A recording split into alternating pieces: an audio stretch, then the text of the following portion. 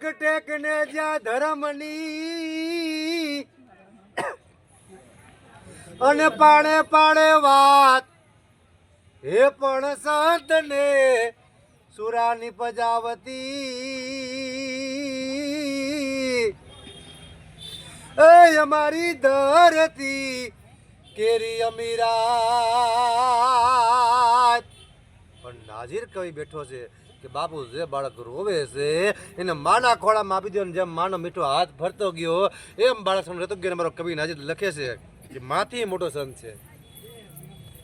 નાજીર લખવું પડ્યું કે જે કરે ડગલું મેં આગળ બાયડા જનનીથી જગ સંત એક ડગલું મેં આગળ બાયડા જનનીથી જગ સંત એ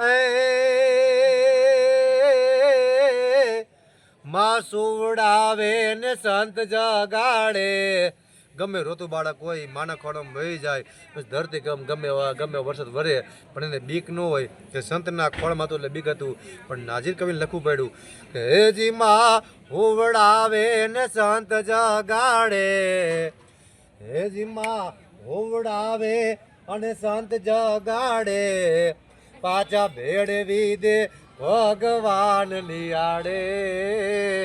સંતોના સ્વભાવ છે એવા જનેતાની ગોદના જેવા જી સંતોના સ્વભાવ છે એવા જનેતાની ગોદના જેવા. તો આ જ્ઞાની બાપુ અમારે એની કાંઈ વાતો જ ન થાય, જેટલી વાતો કરું એટલી ઓછી છે. એવા જ્ઞાની બાપુના ચરણમાં પણ નમસ્કાર કરવા, ગિરનારના પણ નમસ્કાર.